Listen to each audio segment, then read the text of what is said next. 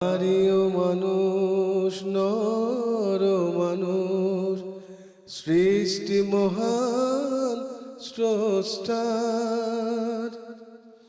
কর্মগুণে আমরা মানুষ, নেই তো কোনো অহংকার। আসসালামু আলাইকুম সুপ্রিয় দর্শক শ্রোতা, আপনাদের সবাইকে শুভেচ্ছা জানিয়ে শুরু করছি লাভেলো নিবেদিত এনটিভির পাক্ষিক অনুষ্ঠান মহিলাঙ্গন। সঙ্গে আছি আমি আতিয়া ইসলাম। মহিলাঙ্গনের শুরুতেই রয়েছে আলোকপ্রভা। নারী ও মানুষ, নর ও মানুষ। আলোকপ্রভায় শুনবো ডক্টর সালমা আইনি আপার কাছে। আসসালামু আলাইকুম রহমতুল্লাহি ওয়া বারাকাতুহু। আপা, আমরা তো হযরত খাদিজাতুল কুবরা রাদিয়াল্লাহু আনহা সম্পর্কে ধারাবাহিক আলোচনা শুনছিলাম হযরত খাদিজাতুল কুবরা রাদিয়াল্লাহু আনহার সাথে। জি, তো এই পর্যায়ে আমরা আর কি শুনবো জি, ইনশাআল্লাহ? আমরা ছিলাম এই পর্যায়ে যে নবী সাল্লাল্লাহু আলাইহি ওয়াসাল্লাম নিজেকে হিরা গুহায় অবস্থান নিয়েছেন এবং সেখানে এরই ধারাবাহিকতায় তার আল্লাহ সুবহানাহু ওয়া তাআলাকে খোঁজার ধারাবাহিকতায় একদিন জিবরাইল আলাইহিস সালাম তার সামনে আসেন এবং উদ্ভাসিত হন এবং তিনি জানান দেন তিনি জিবরাইল আলাইহিস সালাম। এর সময় একদিন এই আলোকছটা, জান্নাতে যে আলোকছটা জিবরাইল আলাইহিস সালাম, তাকে একদিন যেটি ঘটলো তা হচ্ছে ওনাকে কাছে টেনে নিলেন নবী সাল্লাল্লাহু আলাইহি ওয়াসাল্লামকে এবং বললেন পড়ো। আমরা জানি প্রথম ইকরা। শব্দটি হচ্ছে ইকরা। তো এই যে পড়ো যখন নাজিল হয়ে গেল, তার মানে এখন আমরা ধারাবাহিকভাবে কুরআনুল কারীমের আবির্ভাব, সমগ্র মানব জাতির যে উপরে যে রহমত সেটি আবির্ভাব হতে শুরু হয়ে যাবে। এভাবেই পবিত্র কুরআনের প্রথম আয়াতটি বা বাণীটি অবতীর্ণ হয়ে গেল এবং তারপরে তিনি যখন এই অবস্থা থেকে উত্তীর্ণ হলেন বা এই অবস্থার মাঝে রয়েছেন আয়াত নাজিলের পরে, তিনি দ্রুত গতিতে আবারও খাদিজা রাদিয়াল্লাহু তাআলা আনহার কাছে চলে গেলেন। আশ্চর্যজনক একটি ব্যাপার যে মক্কায় ফিরে যাবার পথে তিনি উপলব্ধি করলেন যে প্রকৃতির সব কিছু, প্রতিটি গাছ, এগুলি সমস্ত জেনুইন। আমাদের এই তথ্যগুলো যে প্রতিটি গাছ, প্রতিটি শিলাখণ্ড তার উপস্থিতিতে নতজানু হয়ে তাকে সম্ভাষণ জানাচ্ছে এবং বাস্তবিক অর্থেই যেন বলছে যে আল্লাহ তাআলার রহমত আপনার উপরে বর্ষিত হোক হে নবী। তো এই অবস্থায় নবী সাল্লাল্লাহু আলাইহি ওয়াসাল্লাম স্বাভাবিকভাবেই অত্যন্ত ভয় পেয়ে গেলেন, অস্থির হয়ে গেলেন। তিনি তার বিশ্বস্ত সহধর্মিণীকে অনুরোধ করলেন একটি কম্বল দিয়ে তাকে মুড়ে ফেলতে। শরীর কাঁপছিল। নবী সাল্লাল্লাহু আলাইহি ওয়াসাল্লামকে তখন সেই যে সাপোর্ট, ফিজিক্যাল সাপোর্ট এবং মেন্টাল সাপোর্ট, মানসিক এবং শারীরিক যে সাপোর্ট তখন ওই মুহূর্তে প্রয়োজন, তা খাদিজা রাদিয়াল্লাহু তাআলা আনহা দিলেন। পরবর্তীতে এই ঘটনার পর যেটি হলো, হেরা গুহায় তার অবস্থান আরও বেশি বাড়তে লাগলো। সময়ের দিক থেকে উনি অনেক বেশি ওখানে অবস্থান নিলেন এবং স্ত্রী হিসেবে খাদিজা রাদিয়াল্লাহু আনহা ওনার কাছে যেতেন, এই পাহাড় বেয়ে বেয়ে উঠতেন এবং তাকে সঙ্গ দিতেন। তার সাথে একইভাবে তিনি নিশ্চয়ই গভীর উপলব্ধিতে নিমগ্ন হয়ে যেতেন। একদিন খাদিজা রাদিয়াল্লাহু তাআলা আনহা তাকে আশ্বস্ত করে বললেন যে আপনি এতটুকু ভয় পাবেন না, আল্লাহ তাআলা আপনার জন্য অশুভ বা অমঙ্গল তেমন কোনো কিছু ঘটতে দেবেন না। তাহলে বুঝি যে এই আমাদের উম্মাহাতুল মুমিনিন তিনি কি পরিমাণে সাহসিকতা এবং শক্তির উৎস ছিলেন, এটি আমাদের মনে রাখা দরকার। এবং আল্লাহর উপর তাদের দুজনেরই যে অবিচল আস্থা এবং বিশ্বাস, পারস্পরিক যে জি, আন্ডারস্ট্যান্ডিং জি, দুজনের মধ্যে। মানে এগুলো আসলে উপলব্ধি করার বিষয়। এটি বারবার ভাবতে ভাবতে বোঝা যায় যে ব্যাপারটি কতখানি গভীর। তা খাদিজা রাদিয়াল্লাহু তাআলা আনহার সেই প্রথম ব্যক্তিত্ব যিনি কিনা সরাসরি জিবরাইল আলাইহিস সালামের আগমন এবং এই যে কোরআন শরীফ নাজিল হওয়া শুরু হয়ে গেল, এর কথা উনি প্রথম জানতে পারলেন।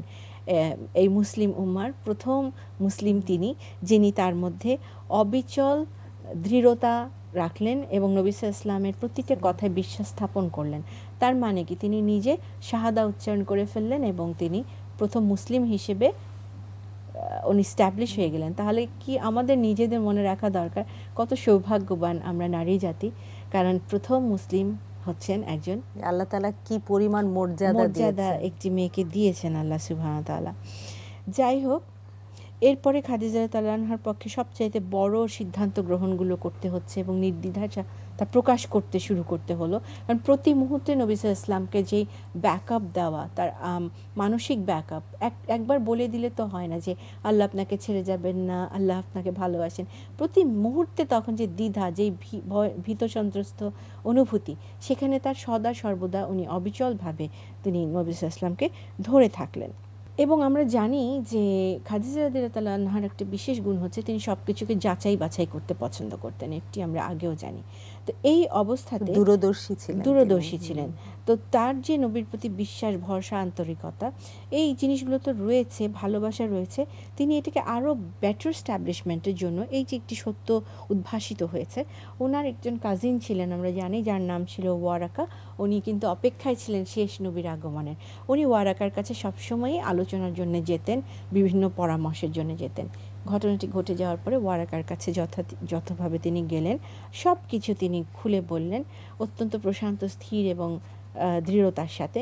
এবং ওয়ারাকা অনেক আগেই বলেছিলেন যে ওনাদের ঐশী গ্রন্থে নবী সাল্লাল্লাহু আলাইহি ওয়াসাল্লামের আগমনের কথা রয়েছে। তিনি নিজে কিন্তু এখন বৃদ্ধ এবং তিনি এই এতগুলো বছর অপেক্ষা করেছেন শেষ নবীর আগমনের জন্য। তো সমস্ত এই ব্যাপারটি জানার পরে ওয়ারাকা ওনাকে আশ্বস্ত করলেন এইভাবে যে পবিত্র পবিত্র, মানে নবী সাল্লাল্লাহু আলাইহি ওয়াসাল্লামের কথা বললেন। ওয়ারাকার আত্মার মালিকের শপথ করে বলছি, খাদিজা তুমি যা কিছু বলছো তা যদি সত্য হয়, তাহলে তার কাছে সবচাইতে গুরুত্বপূর্ণ নামুস হচ্ছেন গোপনীয় তথ্য বহনকারী ফেরেশতা। নামুস এসেছেন যিনি কিনা মুসা এবং ঈসার কাছেও বাণী নিয়ে এসেছিলেন। তিনি নিঃসন্দেহ এই জাতির কাছে প্রেরিত রাসূল। তুমি যাও, গিয়ে তাকে এ কথা জানাও এবং তাকে অবিচল থাকতে বলো। মানে এতদিন ছিল তথ্য, এখন খাদিজা রাদিয়াল্লাহু তাআলা আনহা সেই তথ্যের প্রমাণ জোগাড় করে ফেললেন ঐশী গ্রন্থ থেকে, ওয়ারাকার কাছ থেকে। এইভাবে তিনি নবী সাল্লাল্লাহু আলাইহি ওয়াসাল্লামকে এত দৃঢ় সাপোর্ট দিলেন। এরপরে উনি চলে গেলেন। এই মহাবিস্ময়কর ঘটনাটি তিনি এই ব্যাপারে ওয়ারাকাকে আরও কিছু জানানোর জন্য, বা ওয়ারাকা নিজেও খুব ইন্টারেস্টেড ছিলেন, উনি নিজে নবী সাল্লাল্লাহু আলাইহি ওয়াসাল্লামের কাছে চলে যান। খাদিজা তাকে সহযোগিতা করলেন যে ওয়ারাকা এবং নবী সাল্লাল্লাহু আলাইহি ওয়াসাল্লামের মধ্যে যদি একটি কথোপকথন ঘটানো যায়, তাহলে পুরো ব্যাপারটি আরও অনেক বেশি সহনীয় এবং অনেক বেশি অগ্রসর হয়ে যাবে। জি, অ্যাবসলিউটলি। তো এরপরে যাই হোক, ওয়ারাকা যেটি দিয়ে ইতিহাস প্রসিদ্ধ একটি তার কথা রয়েছে, সেটি তিনি বলেন, আমি যদি এই মুহূর্তে সেই তরুণ বয়সের হতাম, তাহলে আমি আরও কত কিছুই না দেখতে পেতাম। আর তরুণ আমি সেই কঠিন দিনে আপনার পাশে থেকে আপনাকে সহযোগিতা করতাম, যখন কিনা আপনার কাছের লোকজন আপনাকে কষ্ট দেবে, আপনাকে বের করে দেবে। এই কথাগুলো কিন্তু testament, old testament, new testament সব জায়গায় ছিল, যে যেই নবী আসবেন তিনি আরবীয় হবেন, তাকে একা করে ফেলা হবে, তিনি তার দেশ থেকে বিতাড়িত হবেন। এই লক্ষণগুলো দেওয়া ছিল অনেক লক্ষণের মাঝে। ওয়ারাকা নির্দ্বিধায় নবী সাল্লাল্লাহু আলাইহি ওয়াসাল্লামকে সেগুলো বললেন, যাতে তিনি আরও তার হৃদয়ের দিক থেকে আরও দৃঢ় চেতনায় চলে আসেন। আরও একটি এখানে বলতে হয় যে খাদিজা রাদিয়াল্লাহু তাআলা আনহার নিকনেম বা তার নাম আরেকটি ছিল তাহিরা, যার অর্থ পবিত্র। তো এই যে তিনি যে পবিত্র, সেই অজ্ঞান অন্ধকার যুগে তার পবিত্রতার খ্যাতি এত দূর ছড়িয়ে গিয়েছিল, যার জন্য নবী সাল্লাল্লাহু আলাইহি ওয়াসাল্লামও কিন্তু তাকে, যখন খাদিজা রাদিয়াল্লাহু তাআলা আনহা নবী সাল্লাল্লাহু আলাইহি ওয়াসাল্লামকে পয়গাম পাঠান বিয়ে করার জন্য, উনি কিন্তু ওনার এই গুণগুলোর উপরে উনি নির্ভর করে এগিয়ে গিয়েছিলেন। পরে জানা যায় পরবর্তীতে যখন তিনি প্রথম মুসলিম হিসেবে আল্লাহ তাআলার কাছ থেকে কি বলবো সার্টিফিকেট, সনদ পেয়ে যাচ্ছেন, এরপর ইবনে আব্বাস রাদিয়াল্লাহু তাআলা আনহু জানান, এক সময় নবী সাল্লাল্লাহু আলাইহি ওয়াসাল্লাম প্রথমবারের মতো সেজদায় গিয়ে প্রথম সালাত আদায় করেন। প্রথম সিজদা মানে প্রথম সালাতের নিয়ম জানা হয়ে গেল, উনি এটি জিবরাইল আলাইহিস সালাম তাকে শিখিয়ে দিয়েছিলেন। একই দিনে সন্ধ্যায় আবারও তিনি সালাত আদায়ের জন্য দাঁড়িয়ে যান এবং একজন সঙ্গীকে সাথে নিয়ে সালাত আদায় করেন।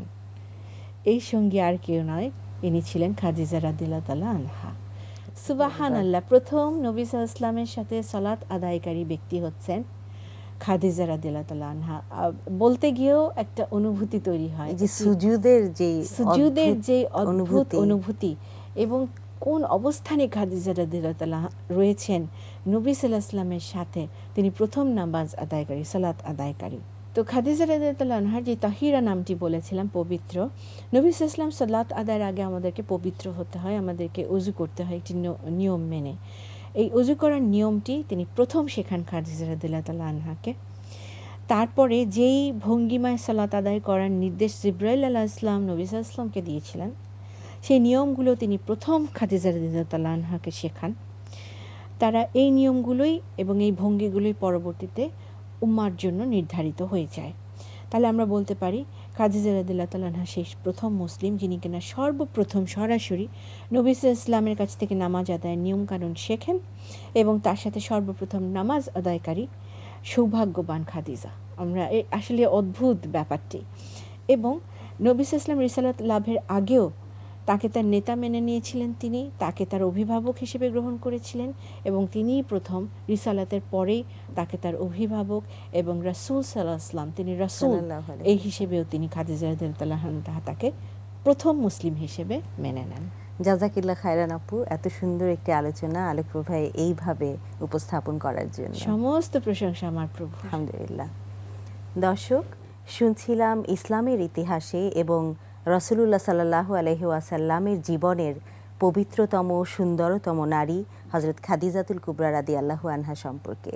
নারী ও মানুষ, নর ও মানুষ। আজ আলোচনা শুনবো ডক্টর মাহবুবা রহমান আপার কাছে। আসসালামু আলাইকুম। আপা, আমাদের আজকের আলোচনার বিষয় হচ্ছে পারিবারিক জীবন। তো এই যে পারিবারিক জীবন, এটি বলতে আমরা কি বুঝি? মানুষের সুখী সমৃদ্ধি জীবনযাপন কায়েম করাটাই হচ্ছে একটা পরিবারের প্রধান উদ্দেশ্য। মানে পরিবারের মধ্যে মনে করেন সবাই একসঙ্গে বসবাস করার কারণে সবার মধ্যে একটা নিবিড় সম্পর্ক গড়ে ওঠে। যে এই যে নিবিড় সম্পর্ক কিন্তু পরিবারের মাধ্যমে হয়। আমরা বলতে পারি যে একটি মানব শিশুর মানে শিশু মঙ্গল প্রতিষ্ঠান বলা চলে এই পরিবারটাই। কেননা বাবা মার হৃদয় নিংড়ানো ভালোবাসা দিয়ে কিন্তু একটা শিশু হাঁটি হাঁটি পা করে গড়ে ওঠে, বড় হয়ে ওঠে। যদি পরিবার যদি না থাকতো এই শিশুগুলি কিন্তু এইভাবে বড় উঠতে পারতো না, বিশৃঙ্খল জীবনযাপন হতো, যেটা আমরা অনেক সময় দেখতে পাই যে মানুষ ছাড়া অনেক অন্যান্য যে সমস্ত জীবজন্তু মধ্যে থাকে। তা আল্লাহ রাব্বুল আলামিন এই কারণে পরিবারের একটা বন্ধন সৃষ্টি করে দিয়েছেন। পরিবারের মধ্যে বাবা মা, ভাই বোন, দাদা দিদি সবাই নিয়ে একটা যেটা জয়েন্ট ফ্যামিলি যেটা বলা চলে, সেই পরিবারটা গড়ে ওঠে। তো বিশেষ করে মা বাবার সঙ্গে শিশুটা আস্তে আস্তে বেড়ে ওঠে। আর পরিবারের সদস্যরা একত্রে বসবাসের কারণে হয় কি, একজনের কষ্টে আরেকজন সেও কষ্ট অনুভব করে, সহমর্মিতা ঘোষণা করে বা পোষণ করে, কিংবা কেউ সুখী হলে খুশি হলে সেও খুশি হয়। অর্থাৎ একজনের আনন্দে অন্যজন আনন্দিত হয়, একজনের কষ্টে অন্যজন কষ্ট পায়। আবার এটাও দেখতে পায় যে একটা পরিবারের মধ্যে তো সবাই সমান থাকে না, হাতের 5টা আঙ্গুল যেমন সমান নয়, পরিবারের মধ্যেও সেরকম কেউ একটু বেশি ভালো থাকে, কেউ একজন অসুস্থ বিকলাঙ্গও থাকতে পারে। তো এই পরিবারের বন্ধনের কারণে দেখা যায় সেই অসুস্থ ব্যক্তিটাকে আর কেউ অসুস্থ রাখতে চায় না, সবাই তো আবার ভালোবাসা দিয়ে, সবাই তাকে সাহায্যের হাত বাড়িয়ে দিয়ে তাকে সাধারণ মানুষ মতন জীবনযাপন করতে সাহায্য করে। কাজে পরিবারের ভূমিকা অসীম গুরুত্বপূর্ণ, যা বলে শেষ করা যায় না। একটি শিশুর গড়ে ওঠার পেছনে বা বেড়ে ওঠার পেছনে এক্ষেত্রে পারিবারিক ভূমিকাটি এক্স্যাক্টলি কীরকম হওয়া উচিত? আসলে বললাম তো যে পরিবারটাই হচ্ছে শিশুর মানে শিশুর মঙ্গল প্রতিষ্ঠান বা শিশু প্রতিষ্ঠান বললে এটা ভুল হবে না। কেননা শিশুরা তো একদিনে বড় হয় না, হাঁটি হাঁটি পা করে সে যখন বড় হয়ে উঠতে শেখে। এই পরিবারের মধ্যে কিন্তু শিশুর প্রাথমিক শিক্ষা প্রতিষ্ঠান কিন্তু মা বলা চলে। কেননা শিশুটি সবচেয়ে বেশি মার সংস্পর্শে থাকে। যখন সে আস্তে আস্তে বড় হয়, তার কথা বলা ফুটে কেবল, তখন সে মার কাছে প্রথম কথা বলা শেখে। যখন একটা মুসলিম পরিবারে বলবো যেটা আমি, যে যখন একটা শিশু বড় হতে থাকে তখন মা তাকে ছোট থেকেই তার মুসলিম জীবনযাপনটা সে ছোট থেকেই সাথে শুরু করবে। মাই তার প্রথম শিক্ষক, সেই তাকে বলবে যে আল্লাহ এক অদ্বিতীয়, এরকম সে শিখাবে। তারপরে বলবে যে সবাইকে বড়দেরকে শ্রদ্ধা করতে হয়, ছোটকে স্নেহ করতে হয়। তো এইভাবেই তারপরে মিথ্যা কথা বলতে হয় না। অর্থাৎ একটি শিশুর বা একটা মানুষের বলা চলে যদি নৈতিক চরিত্র গড়ে তুলতে হয়, পরিবার কিন্তু প্রথম ভিত্তি প্রস্তাব বলতে পারবে, এখান থেকেই ভিত্তি স্থাপন করতে পারে। কারণ একটা মানুষ তো পরবর্তী পর্যায়ে শিশুটি যখন বড় হবে সে তো স্কুলে যাবে বা সমাজের বাইরে যাবে বা রাষ্ট্রীয় পর্যায়ে যাবে।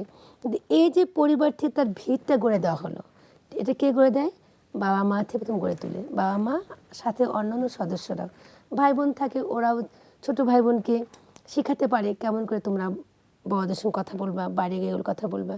যদি পরিবার থেকে সে নৈতিক শিক্ষাটা পেয়ে যায় একবার, তাহলে কিন্তু দেখা যায় যে এই শিশুটি ভবিষ্যৎ জীবনের নাগরিক রাষ্ট্রের।